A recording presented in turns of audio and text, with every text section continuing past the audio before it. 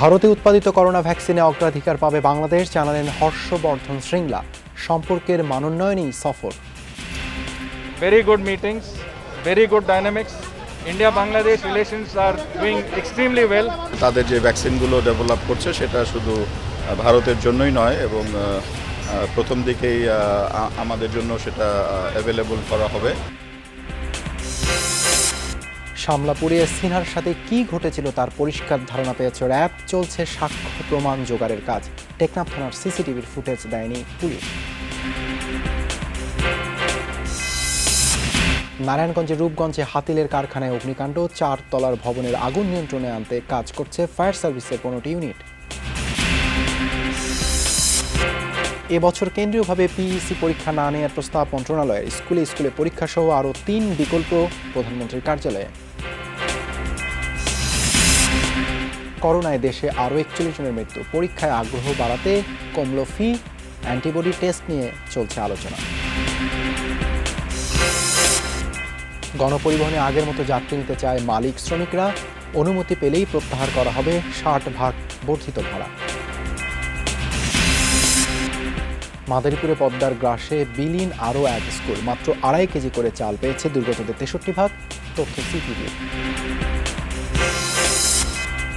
মহামারীতে অনিশ্চিত উচ্চশিক্ষার্থে বিদেশ যাত্রা। দূতাবাস বন্ধ থাকায় পাওয়া যাচ্ছে না ভিসা। দুশ্চিন্তা শিক্ষার্থীরা।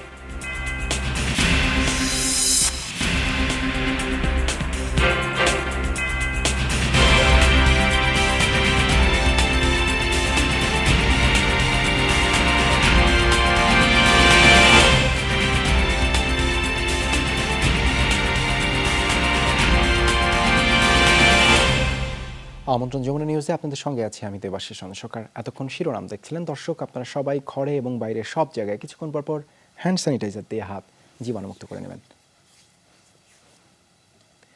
বাংলাদেশ ভারত দ্বিপাক্ষিক সম্পর্ক সোনালী অধ্যায় পার করছে। ভারতে করোনা ভ্যাকসিন উৎপাদিত হলে অগ্রাধিকার পাবে বাংলাদেশ, জানালেন দেশটির পররাষ্ট্র সচিব হর্ষবর্ধন শ্রীংলা। ঢাকায় দুদেশের সচিব পর্যায়ের বৈঠক শেষে তিনি এসব কথা বলেন। পররাষ্ট্র সচিব মাসুদ বিন মোমেন বলেন, সম্পর্কের মানোন্নয়নে এসেছেন শ্রীংলা। রোহিঙ্গা প্রত্যাবাসন ইস্যুতে দিল্লি ঢাকাকে সাহায্য করবে বলেই আশা তার। হর্ষবর্ধন শ্রীংলার সাথে সচিব পর্যায়ের বৈঠকে অংশ নিতে 12:30টার দিকে হোটেলে আসেন পররাষ্ট্র সচিব মাসুদ বিন মোমেন। তার আগেই পৌঁছান ভারতীয় হাইকমিশনার রিভা গাঙ্গুলি দাস। 1টার দিকে শুরু হয় আনুষ্ঠানিক বৈঠক। দুদিনের সফর শেষে বিদায়ের মুহূর্তে প্রথম টিভি ক্যামেরার সামনে আসেন ভারতের পররাষ্ট্র সচিব। জানান, আগের দিন ইতিবাচক আলোচনা হয়েছে প্রধানমন্ত্রী শেখ হাসিনার সাথে। তাকে সময় দেয় ধন্যবাদ দিতেও ভোলেননি প্রধানমন্ত্রীকে। অনেক ভালো এক্সপিরিয়েন্স হয়েছে, very good meetings, very good dynamics. India-Bangladesh relations are doing extremely well and I think future is very bright for the people of our two countries. সচিব পর্যায়ের বৈঠক প্রসঙ্গে বলেন, আলোচনা হয়েছে দ্বিপাক্ষিক বিভিন্ন বিষয়ে। করোনা মোকাবেলায় ভ্যাকসিন পেতে বাংলাদেশের পাশে থাকবে Bharat. I am certainly convinced that our relationship has never been better. It is a Sonali Adhyay and we will continue it. Okay? Thank you. Thanks a lot. তার আগে কথা বলেন পররাষ্ট্র সচিব মাসুদ বিন মোমেন। বলেন, ভারতের প্রধানমন্ত্রীর কাছ থেকে করোনার পরিস্থিতির স্থবিরতা কাটানোর বার্তা নিয়ে এসেছেন দেশটির সচিব। তাদের যে ভ্যাকসিনগুলো ডেভেলপ করছে সেটা শুধু ভারতের জন্যই নয় এবং প্রথম দিকেই আমাদের জন্য সেটা অ্যাভেলেবল করা হবে। রোহিঙ্গা প্রত্যাবাসন ইস্যুতে দিল্লি ঢাকাকে সাহায্য করবে বলেই আশা পররাষ্ট্র সচিবের। জানান, আলোচনা হয়েছে সীমান্তে হত্যা বন্ধ, ভিসা জটিলতা নিরসন নিয়েও। আমরা দুই দেশের মধ্যে একটা এয়ার বাবল যেটা বলা হচ্ছে সেটা আমরা গতকালই আমরা প্রস্তাবটা পেয়েছি এবং তারা ইতিমধ্যে বাইরের কয়েকটি দেশের সাথে করেছে এবং আমাদের এই প্রতিবেশী দেশগুলোর সাথে তারা প্রস্তাব দিয়েছে। তো এটা আমরা সক্রিয়ভাবে বিবেচনা করব। বাইল্যাটারালি তারা তাদের সাথে মিয়ানমারের ভালো সম্পর্ক রয়েছে। মিয়ানমারকে পারসুয়েট করে এই দ্রুত প্রত্যাবাসনের ক্ষেত্রে। অ্যাট দ্য সেম টাইম নিরাপত্তা পরিষদের যে সমস্ত আলোচনা হবে আগামীতে রোহিঙ্গা ইস্যুতে, সেই ব্যাপারেও তাদের সহযোগিতা আমরা কামনা করেছি। দুপুর 2:30টায় ঢাকা ছাড়ার আগে সকাল থেকে ব্যস্ত সময় পার করেন ভারতের পররাষ্ট্র সচিব হর্ষবর্ধন শ্রীংলা। আলাদাভাবে সময় দেন সাংবাদিক, ব্যবসায়ী, রাজনীতিক ও সুশীল সমাজের প্রতিনিধিদের। আহমেদ রেজা, যমুনা নিউজ, ঢাকা। 31 জুলাই রাতে সিনহা রাশেদের সাথে ঠিক কি ঘটেছিল তার পরিষ্কার ধারণা পেয়েছেন তদন্তকারীরা। র্যাব কর্মকর্তারা বলছেন এখন চলছে সেগুলো সাক্ষ্য ও প্রমাণ জোগাড়ের কাজ। চাঞ্চল্যকর তথ্য মিলেছে রিমান্ডে শেষ হওয়া 7 আসামির কাছ থেকেও। তবে 29 জুলাই থেকে 6 আগস্ট পর্যন্ত টেকনাফ থানার সিসিটিভির ফুটেজ র্যাবকে দেয়নি পুলিশ। আর সিনহার টিমের সব ডিভাইস হস্তান্তর করা হবে বৃহস্পতিবার। ঘটনার প্রায় 20 দিন কেটে গেছে। এতদিন প্রত্যক্ষদর্শীদের নানা বিবরণ ও আশপাশ থেকে ঘটনার বিভিন্ন তথ্য শোনা গেছে মাত্র। সেই সাথে চলেছে বিক্ষিপ্ত তদন্ত কাজ। হত্যা মামলার সপ্তাহখানেক পর নিয়োগ দেওয়া হয় তদন্তকারী কর্মকর্তা। শুরু হয় আসামিদের রিমান্ড। এরই মধ্যে শেষ হয়েছে 7 আসামির রিমান্ড। র্যাব জানালো 31 জুলাই শামলাপুর চেকপোস্টে ঠিক কী ঘটেছিল সে বিষয়ে স্পষ্ট ধারণা পেয়েছেন তদন্ত কর্মকর্তা। প্রত্যক্ষদর্শীর বয়ান, আলামত, সাক্ষীদের জবানবন্দি, আসামিদের সাথে কথোপকথন করে তদন্তকারী কর্মকর্তা ইতিমধ্যে পরিষ্কারভাবে একটি তথ্যচিত্র পেয়েছেন ঘটনা সংক্রান্ত। সামগ্রিকভাবে উনি আরও তথ্যপত্র সংগ্রহ করে প্রয়োজনীয় তদন্ত কাজ সম্পন্ন করবেন। তিনি জানান জব্দ করা সব আলামত বৃহস্পতিবার বুঝে পাবেন তারা। তবে কারিগরি ত্রুটির কারণ দেখিয়ে 25 জুলাই থেকে 6 আগস্ট পর্যন্ত টেকনাফ থানার সিসিটিভির ফুটেজ দেয়নি পুলিশ। সংশ্লিষ্ট কর্তৃপক্ষের মাধ্যমে যে চিঠিটি পেয়েছি সে বিষয়ে কারিগরি ত্রুটির কথা উল্লেখ করা হয়েছে বলে তদন্তকারী কর্মকর্তাকে জানানো হয়েছে। এই বিষয়ে পরবর্তীতে করণীয় সম্পর্কে তদন্তকারী কর্মকর্তা তার নির্ধারণ করবেন। আগামীকাল 29টি মামলা, 29টি আইটেম যেটি আছে সেটি তদন্তকারী কর্মকর্তা রামু থানা থেকে গ্রহণ করবে বলে আমরা মনে করছি।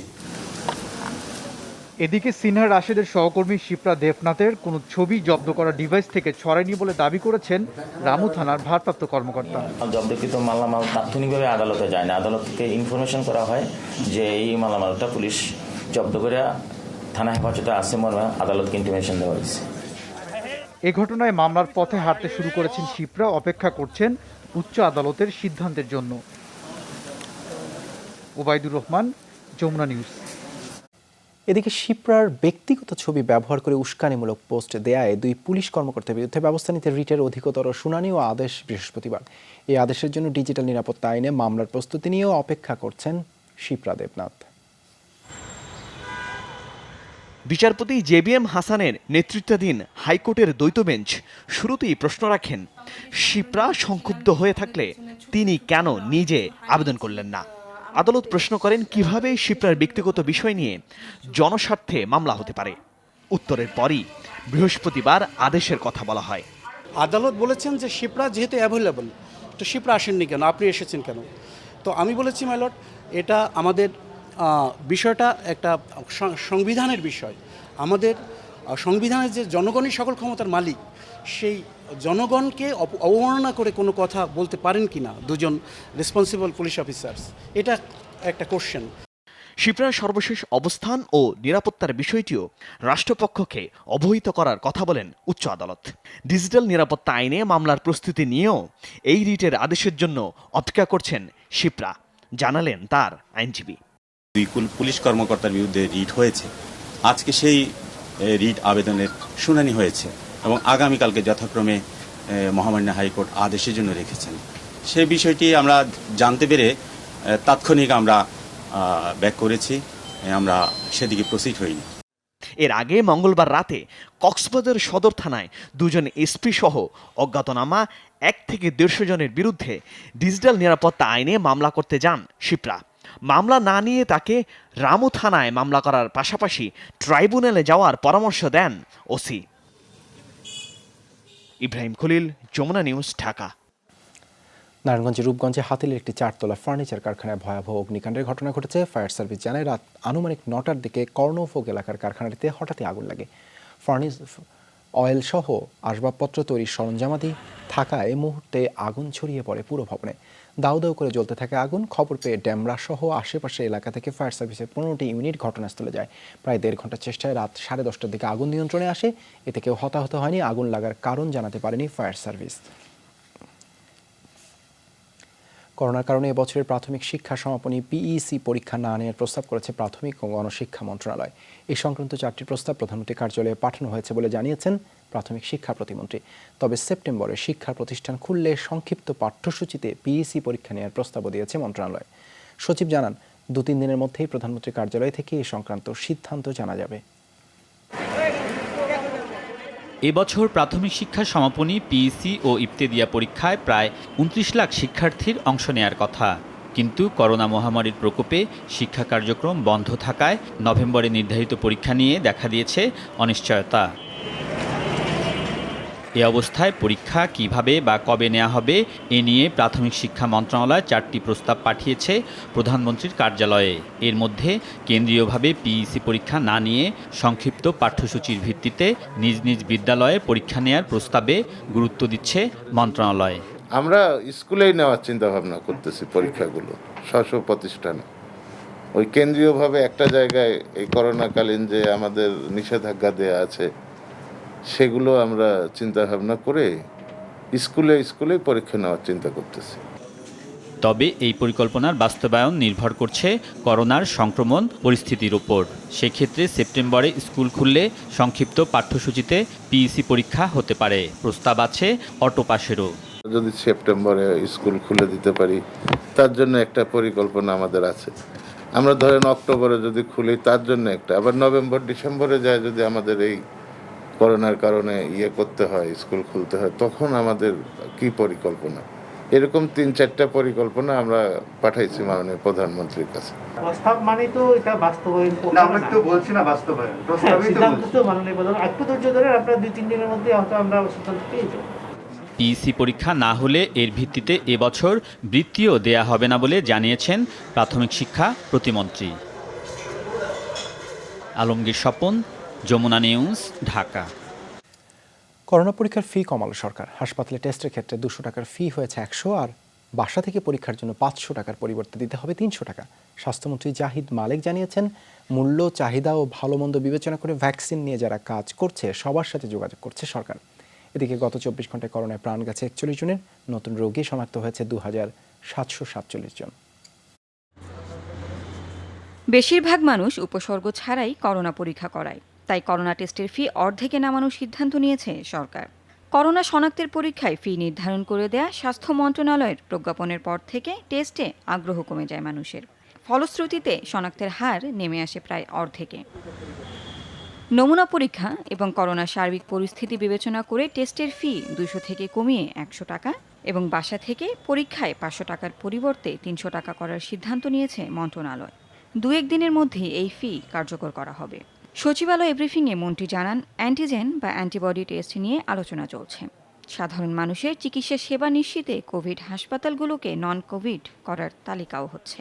জন্য সবচেয়ে ভালো কোনটা হবে, ভ্যাকসিনের কার্যকারিতা কেমন হবে, ভ্যাকসিনের মূল্য কেমন হবে, চাহিদা কেমন হবে, কে দিতে পারবে, সকলে তো দিতেও পারবে না।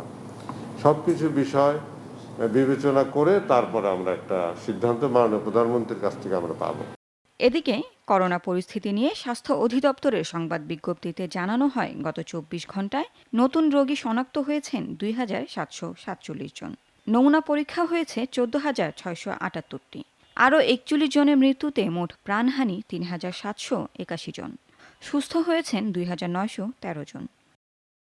Lovely Bithi, Jamuna news, Dhaka. বিতর্কিত রিজেন্ট হাসপাতালের চেয়ারম্যান শাহেদ করিমের বিরুদ্ধে অস্ত্র মামলার চার্জশিট আমলে নিয়েছেন আদালত। 27 আগস্ট চার্জ গঠনের শুনানির দিন ধার্য করা হয়েছে। দুপুরে ঢাকার 1 নম্বর স্পেশাল ট্রাইব্যুনালের বিচারক এই আদেশ দেন। এদিকে অর্থ আত্মসাতের মামলায় শাহেদকে তৃতীয় দিনের মতো জিজ্ঞাসাবাদ করেছে দুদক। 2,73,00,000 টাকা ব্যাংক ঋণ জালিয়াতি ও আত্মসাতের ঘটনায় শাহেদকে থানা থেকে নেওয়া হয় দুদক কার্যালয়ে। গত 2 দিন অসুস্থতার ভান করলেও এদিন বেশ প্রফুল্ল মেজাজে ছিলেন। দুদক তৃতীয় দিনের মতো জিজ্ঞাসাবাদ শুরু করে। বেলা 11টার পর শাহেদকে নিয়ে যাওয়া হয় ঢাকার স্পেশাল ট্রাইব্যুনালে। সেখানে অস্ত্র মামলার চার্জশিট দিলে আদালত সেটা আমলে নেন। একই সাথে শাহেদের জামিন আবেদন নাকচ করেন। যেহেতু তার দেখানো মতে তার গাড়ি থেকে একটি পিস্তল, গুলি সহ একটি পিস্তল উদ্ধার হয়েছিল এবং সেটা আমরা রাষ্ট্রপতিকে বলার পরে তার জামিন নামঞ্জুর হয়েছে এবং আগামী 27-8 তারিখে অভিযোগ গঠনের জন্য দিন ধার্য করা হয়েছে। অ্যাকচুয়ালি তার ফিজিক্যালি তার থেকে উদ্ধার হয় নাই অস্ত্রগুলি, তাই এই পরিস্থিতির শিকার, সে ইনোসেন্ট, তার জামিন চাচ্ছি, সে পাওয়া। পরে আদালত থেকে শাহেদকে আবারও নেওয়া হয় দুদকে। চলে জিজ্ঞাসাবাদ। তার বিরুদ্ধে ১.৫ শতাধিক অভিযোগের তদন্ত ও অনুসন্ধান চলমান। রাব্বি সিদ্দিকী, যমুনা নিউজ, ঢাকা। করোনার সাথে নিয়ে চলতে হবে এমন যুক্তিতে দুর্যোগের মাঝে এবার বাসের সিট অনুযায়ী যাত্রী নেওয়ার অনুমতি চাইলেন পরিবহন সংগঠনের নেতারা। সেক্ষেত্রে দুর্যোগের জন্য অতিরিক্ত ৬০ ভাগ ভাড়া প্রত্যাহার করতে বলেছেন তারা। বাস ভাড়ার বিষয়ে বিআরটি এর চেয়ারম্যানের সাথে বৈঠকে এসব সুপারিশ তুলে ধরেন নেতারা। দাবি করেন সরকারি ৬০ ভাগ ভাড়া বাড়িয়েছিল। টানা ৬৮ দিন বন্ধ থাকার পর ১ জুন থেকে ১১শর্তে চালু হয় গণপরিবহন।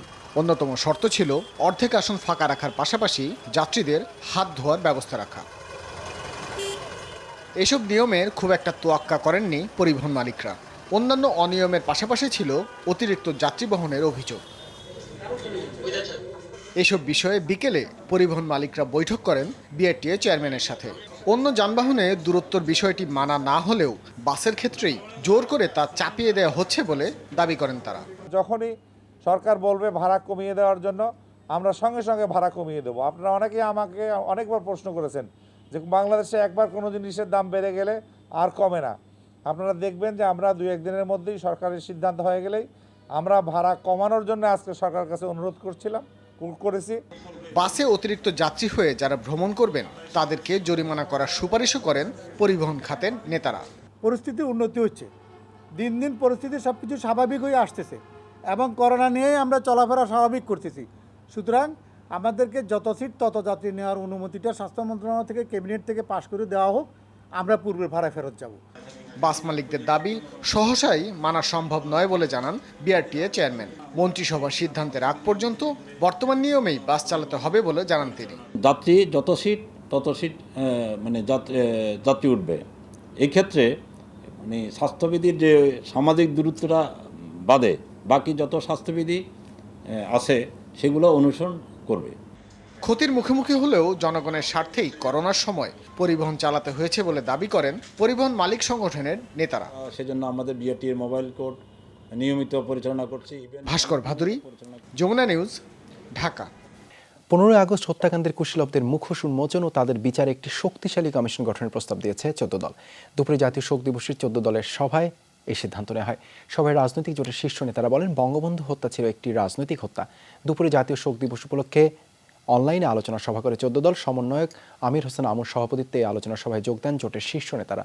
তারা বলেন, বঙ্গবন্ধুকে হত্যার মধ্যে দিয়ে বাংলাদেশকে আবারও পাকিস্তানি চেতনায় ফিরিয়ে নেওয়া হয়েছিল। অনেক বছর পর হত্যাকারীদের বিচার হয়েছে, তবে ইতিহাসের ভয়াবহতম এই ষড়যন্ত্রের মূল কুশলীদের চিহ্নিত করা প্রয়োজন। বঙ্গবন্ধু হত্যাকাণ্ড প্রসঙ্গে একটা জাতীয় কমিশন গঠনের প্রস্তাব করছি। ২০০ বছর পরের প্রজন্ম যেন সঠিক ইতিহাস জানে, ৫০০ বছর ১০০০ বছর পরের প্রজন্ম যেন সত্যিকারের ইতিহাস জানে, সেই জন্য কিন্তু এটি করা প্রয়োজন। যারা এর পেছনে দেশি এবং বিদেশি তারা কারা, এই ব্যাপারে আমরা একটা কমিশন করে আমরা যদি তদন্ত করি তাহলে প্রকৃত যারা তারা বেরিয়ে আসবে। দলের পক্ষ থেকে এটা আমাদের দাবি যে একটা তদন্ত হওয়া উচিত, নাহলে শুধুমাত্র যদিও মাননীয় প্রধানমন্ত্রী চিন্তা করেছিলেন, কিন্তু আরেকদিকে তার চিন্তা ছিল যে যদি বন্যা দুর্গত এলাকায় বিএনপিকে ত্রাণ বিতরণে বাধা দেওয়া হচ্ছে বলে অভিযোগ করেছেন দলটির সাংগঠনিক সম্পাদক রুহুল কুদ্দুস তালুকদার দুলুম। সিরাজগঞ্জের খোকসাবাড়িতে গুনেরগাতি এলাকায় বন্যায় ক্ষতিগ্রস্তদের মধ্যে ত্রাণ বিতরণকালে এই অভিযোগ করেন তিনি। জানান, বন্যার প্রাদুর্ভাব যতদিন থাকবে ততদিন সক্ষমতা অনুযায়ী বিএনপির কেন্দ্রীয় ত্রাণ কমিটি ক্ষতিগ্রস্তদের পাশে থাকবে। বিভিন্ন এলাকায় ব্যক্তি পর্যায়ে বানভাসী মানুষের পাশে থাকার আহ্বান জানান বিএনপি নেতারা। এ সময় ৫ শতাধিক ক্ষতিগ্রস্তদের মাঝে ত্রাণ বিতরণ করা হয়। গরিব মানুষের পাশার জন্য বিএনপি দাঁড়াবে, সেই ত্রাণ দিতে আমাদেরকে আপনাদের পাশে দাঁড়াতে দেওয়া হচ্ছে না। বিএনপি যেন ত্রাণ দিতে না পারে তার জন্য আজকে মঞ্চ ছিল, এখানে মঞ্চ আজকে ভেঙে দেওয়া হয়েছে। এদিকে কুড়িগ্রামে মঞ্চে বসা নিয়ে বিএনপির সিনিয়র যুগ্ম মহাসচিব রুহুল কবির রিজভীর সামনেই সংঘর্ষে জড়িয়েছে দলের দুই পক্ষ। এতে আহত হয় অন্তত ১০ জন। বিকেলে সদরের ভেলাকোপা সরকারি প্রাথমিক বিদ্যালয়ের মাঠে বন্যার্তদের মাঝে ত্রাণ বিতরণের আয়োজন করা হয়। অনুষ্ঠানে যোগ দেন রুহুল কবির রিজভী। এক পর্যায়ে মঞ্চে বসা নিয়ে জেলা বিএনপির সাধারণ সম্পাদক সাইফুর রহমান রানার সমর্থকদের সাথে কথা কাটাকাটি হয় যুগ্ম সাধারণ সম্পাদক সৈয়দ হোসাইন অনুসারীদের। বেঁধে যায় সংঘর্ষ, চলে ধাওয়া পাল্টা ধাওয়া। আহতদের স্থানীয় হাসপাতালে ভর্তি করা হয়েছে। করোনাকালীন এই সময় ব্যয় সংকোচনের পথে হাঁটতে শুরু করেছে সরকার, যার প্রথম কোপ পড়েছে উন্নয়ন প্রকল্পে। সরকারি কর্মকর্তাদের গাড়ি কেনার ক্ষেত্রে দেওয়া হয়েছে নিষেধাজ্ঞা। খুব বেশি প্রয়োজন না হলে বিদেশ ভ্রমণের ক্ষেত্রেও নিরুৎসাহিত করছে সব মন্ত্রণালয়। সব মিলিয়ে সরকারের সাশ্রয় হতে পারে 60,000 কোটি টাকা। 4 মাসের বেশি সময় ধরেই অস্থিরতা। করোনাকালীন এই সময়ে সবকিছুতেই নিয়ন্ত্রণ থাকায় কঠিন চ্যালেঞ্জের মুখে অর্থনীতি। লকডাউন পরিস্থিতিতে থমকে যায় ব্যবসা বাণিজ্য, বন্ধ হয়ে যায় মানুষের জীবন জীবিকা। স্বাভাবিকভাবেই আয় কমে যাওয়ায় আর্থিক সংকটের মুখে পড়েছে সরকার, যা সামাল দিতে শুরু হয়েছে কিচ্ছুতা সাধন, অর্থাৎ উন্নয়ন প্রকল্পের ব্যয় সংকোচনের দিকে হাঁটছে অর্থ মন্ত্রণালয়। অনেক বড় প্রকল্পে কাজ এখনো করোনার পরে শুরু হয় নাই। আপনার চোখের সামনে দেখেন ঢাকা মেট্রো রেল, কোনো শ্রমিক কোনো কাজের লোক ওখানে দেখছি না। তার মানে তারা এখনো কাজ শুরু করে নাই। যারা কাজ শুরু করলো তাদেরকে আমি টাকা কেন দিব, কোথায় দিব, কার কাছে দিব? শুধু উন্নয়ন প্রকল্পই নয়, সরকার মনে করে গাড়ি কেনা বন্ধ করায় সাশ্রয়ী হবে 2,000 কোটি টাকা। একই সঙ্গে আপ্যায়ন এবং ভ্রমণ ব্যয়ও নিয়ন্ত্রণ করতে চায় সরকার। তবে বড় উন্নয়ন প্রকল্প থেকে অর্থ বরাদ্দ কাটছাঁট করা হবে না।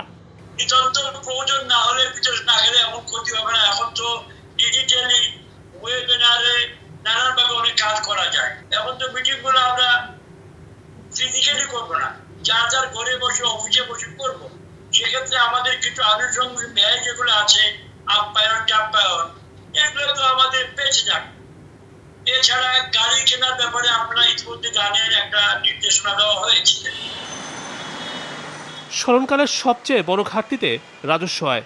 গেল অর্থ বছরে লক্ষ্যমাত্রার চেয়ে 85,000 কোটি টাকা আদায়ে পিছিয়ে আছে এনবিআর, অর্থাৎ অন্যান্য উৎস থেকেও অর্থ সংস্থানের সুযোগ কম।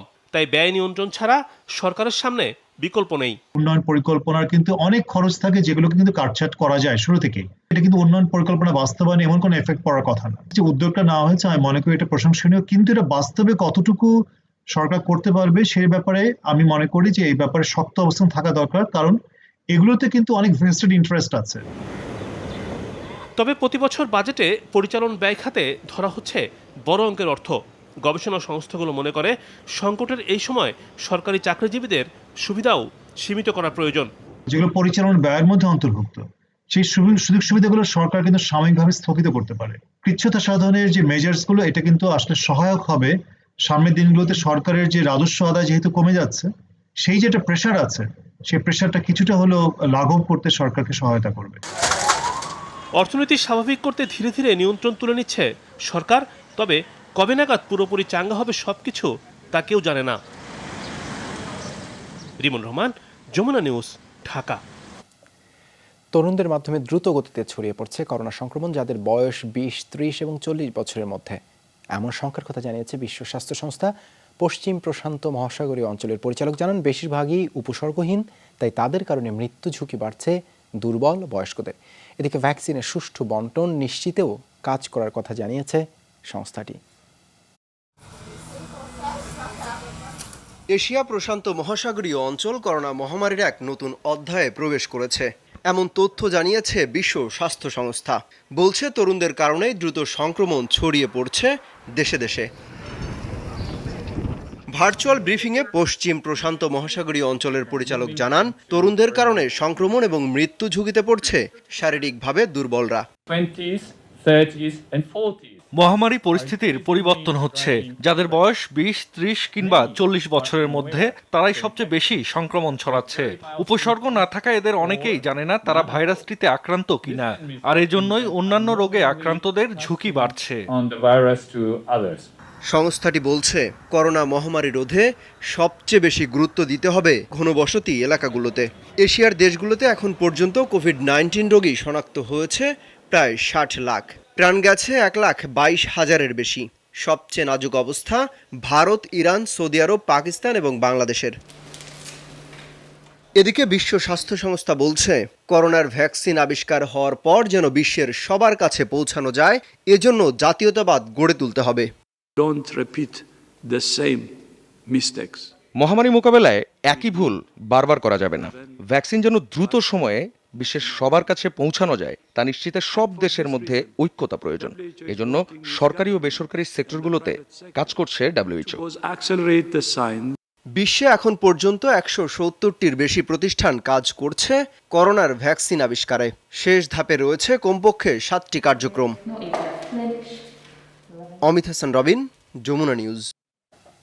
পর্তুগালে করোনায় আক্রান্ত হয়ে আয়েশা আহমেদ তোয়া নামের 4 মাস বয়সী এক বাংলাদেশি শিশুর মৃত্যু হয়েছে। স্থানীয় সময় মঙ্গলবার লিসবনের স্তেফানিয়া হাসপাতালে চিকিৎসাধীন অবস্থায় মারা যায় শিশুটি। তার বাবার নাম ফখরুল আহমেদ নিটন কাদেরি। মৃতের স্বজনরা জানায় শারীরিক অসুস্থতা নিয়ে গত মাসে হাসপাতালে ভর্তি হন ফখরুল আহমেদ, তার স্ত্রী ও শিশুকন্যা। পরে তাদের শরীরে কোভিড-19 ধরা পড়ে। 2 সপ্তাহের চিকিৎসায় বাবা মা সুস্থ হলেও নিবিড় পরিচর্যা কেন্দ্রে রাখা হয় শিশুটিকে।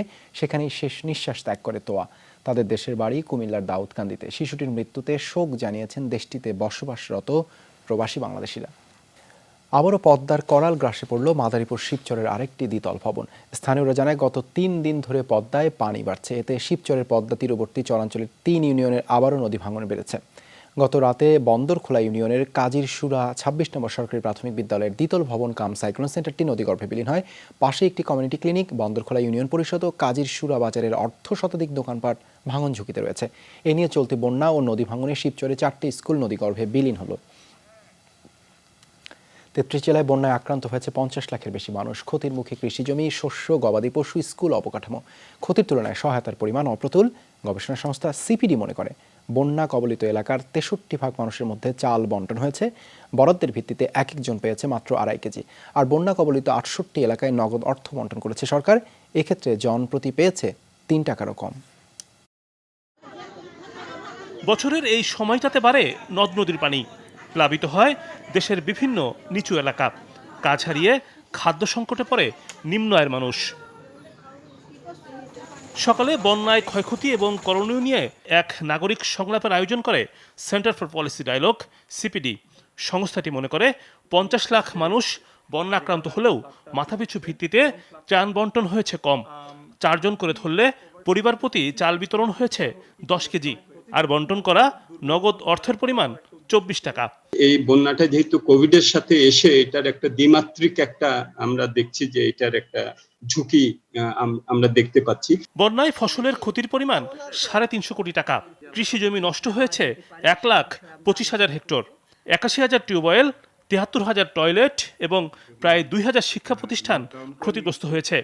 বক্তারা বলেন বন্যা নিয়ন্ত্রণে সমন্বিত পদক্ষেপ দরকার।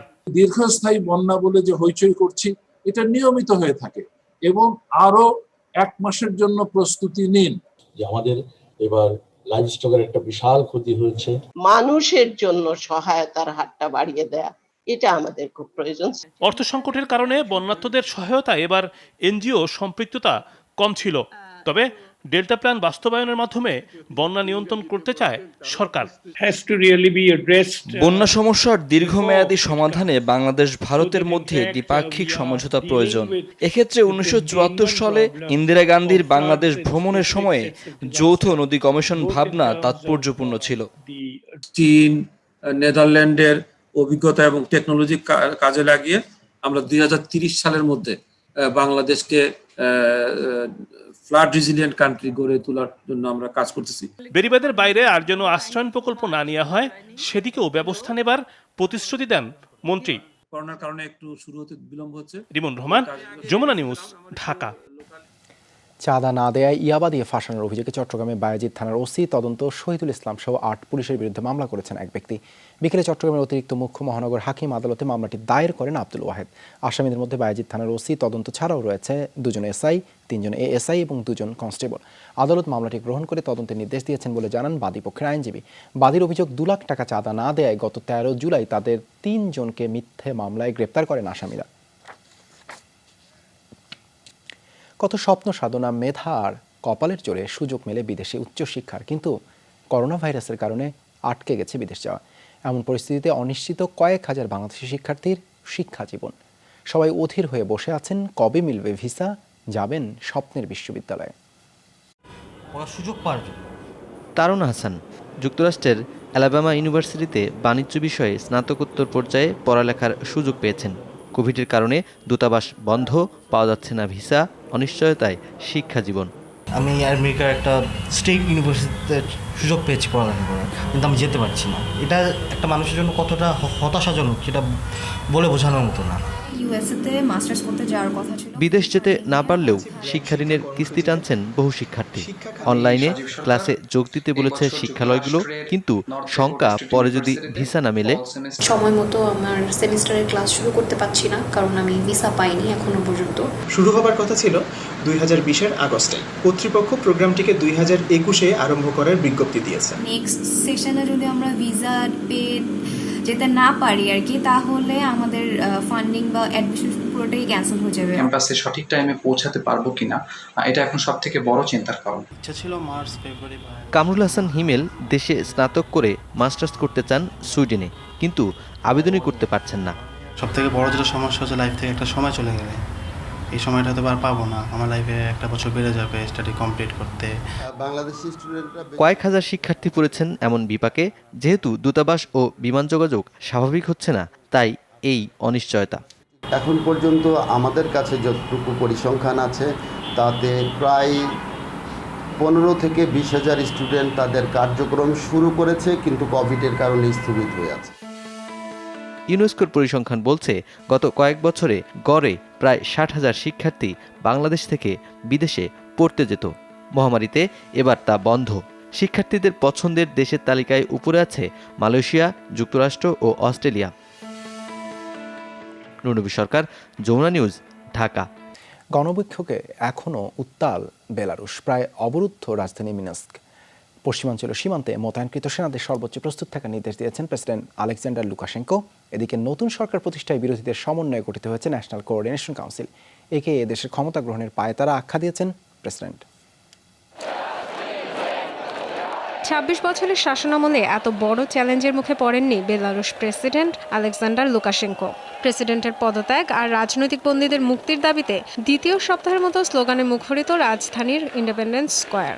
গণজোয়ার মনে করিয়ে দেয় 1917-এর বলশেভিক বিপ্লবের কথা। শান্তিপূর্ণ উপায়ে ক্ষমতা বদলের লক্ষ্য নিয়ে মঙ্গলবার ন্যাশনাল কোঅর্ডিনেশন কাউন্সিল গঠন করেছে দেশটির বিরোধী দলগুলো। তাদের দাবি, জনগণের মুখপাত্র হিসেবে কাজ করবে কাউন্সিল।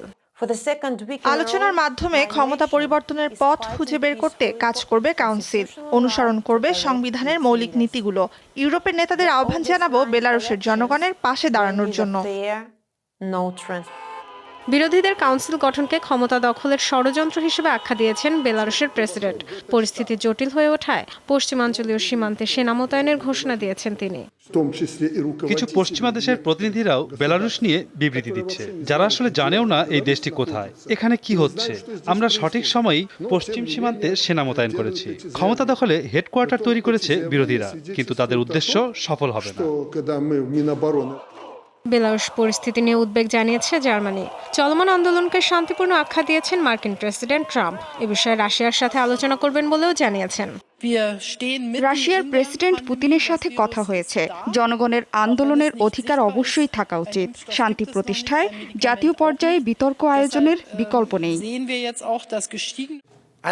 আমি গণতন্ত্রের পক্ষে। বেলারুশের সেই চর্চা নেই বলেই মনে হয়। খুব বড় আন্দোলন হচ্ছে সেখানে। শান্তিপূর্ণভাবেই রাশিয়া সহ জড়িত সব পক্ষের সাথে আলোচনা করব। বুধবার বেলারুশ পরিস্থিতি নিয়ে ভার্চুয়াল বৈঠকে বসতে যাচ্ছেন ইইউ নেতারা। দেশটির বিরুদ্ধে নতুন নিষেধাজ্ঞা নিয়ে ঘোষণা আসতে পারে সেখানে। ডরথি তাস্টিন, যমুনা নিউজ। পশ্চিম আফ্রিকার দেশ মালিতে সেনা অভ্যুত্থানের মুখে পদত্যাগ করেছেন প্রেসিডেন্ট ইব্রাহিম বুবাচার। বুধবার ভেঙে দিয়েছেন সরকার ও পার্লামেন্ট। দেশব্যাপী চলমান সরকার বিরোধী আন্দোলনের মধ্যেই মঙ্গলবার ঘটে অভ্যুত্থান। যদিও অভ্যুত্থানের কারণ বা মালি সামরিক শাসন যাচ্ছে কিনা তা স্পষ্ট নয় এখনো। প্রেসিডেন্ট, প্রধানমন্ত্রী সহ শীর্ষ সরকারি কর্মকর্তাকে আটক করে বিদ্রোহী সেনারা। রাজধানী বামাকোর কাছে একটি মিলিটারি ক্যাম্পে আটকে রাখা হয়েছে তাদের। এর আগে কটি সেনা ঘাঁটি দখলে নেয় অভ্যুত্থানকারীরা। প্রেসিডেন্টের সাথে ব্যাপক মতবিরোধের পাশাপাশি বেতন ভাতা এবং জিহাদিদের সাথে অব্যাহত সহিংসতা নিয়ে মালি সেনাবাহিনীর একাংশের মধ্যে ক্ষোভ বাড়ছিল দীর্ঘদিন ধরেই। এই অভ্যুত্থানের নিন্দা জানিয়েছে বিশ্ব সম্প্রদায়। আঞ্চলিক প্রতিবেশী 15টি দেশ মালির সাথে সীমান্ত বন্ধ এবং সব ধরনের অর্থনৈতিক কার্যক্রম স্থগিত করেছে। দুর্নীতি, অর্থনৈতিক অব্যবস্থাপনা, সাম্প্রদায়িক সহিংসতা বাড়তে থাকার মধ্যেই 2018 সালের নির্বাচনে দ্বিতীয় মেয়াদে প্রেসিডেন্ট হন বুবাচার। দেশে শান্তি ফেরাতে সেনাবাহিনীর একাংশের কাছে ক্ষমতা হস্তান্তর করা যৌক্তিক সিদ্ধান্ত বলে মনে হয়েছে। রক্তপাত ঘটিয়ে ক্ষমতায় থাকতে চাই না, তাই দায়িত্ব থেকে সরে যাচ্ছি। বাংলাদেশ ফুটবল ফেডারেশনের নির্বাচনকে সামনে রেখে বৈঠক করেছেন 3 নির্বাচন কমিশনার। বৈঠক শেষে জানানো হয় আগামী বৈঠকে তফসিল ঘোষণা করা হবে। নির্বাচনের অন্তত 15 দিন আগে প্রার্থী তালিকা বাফুফের ওয়েবসাইটে দেওয়া হবে। বৈঠকে সভাপতিত্ব করেন প্রধান নির্বাচন কমিশনার মেজবাহ উদ্দিন। বাকি কিছু আনুষ্ঠানিকতা থাকে যেগুলো হলো ভেন্যু নিয়ে, তারপরে বিভিন্ন কর্তৃপক্ষের সঙ্গে যোগাযোগ, এই সমস্ত বিষয়ে আমরা সিদ্ধান্ত নিয়েছি। আশা করতেছি যে নির্বাচন আগের চেয়েও শান্তিপূর্ণ এবং সুষ্ঠুভাবে অনুষ্ঠিত হবে। করোনা পরীক্ষায় পজিটিভ এসেছে অনূর্ধ্ব 19 দলের ইফতেখার হোসেনের। মিরপুরে বিসিবির একাডেমি ভবনে আইসোলেশনে আছেন এই ক্রিকেটার। শারীরিকভাবে কোনো সমস্যা দেখা দেয়নি ইফতেখারের। দ্বিতীয় দফায় পরীক্ষা করানো হয় 15 জনের। সেখান থেকে একজন বাদে বাকি 14 জন যোগ দিয়েছেন বিকেএসপিতে চলমান ক্যাম্পে। প্রথম দফায় ক্রিকেটার ও কর্মকর্তা সহ 27 জনের পরীক্ষায় কারো করোনা শনাক্ত হয়নি। বাকি 18 জনের পরীক্ষা হবে বৃহস্পতিবার। এই ছিল যমুনা নিউজে। যেতে যেতে আবারও মনে করে দিতে চাই, আপনারা সবাই ঘরে এবং বাইরে সব জায়গায় কিছুক্ষণ পরপর হ্যান্ড স্যানিটাইজার দিয়ে হাত জীবাণুমুক্ত করে নেবেন। এতক্ষণ আমাদের সঙ্গে থাকার জন্য ধন্যবাদ।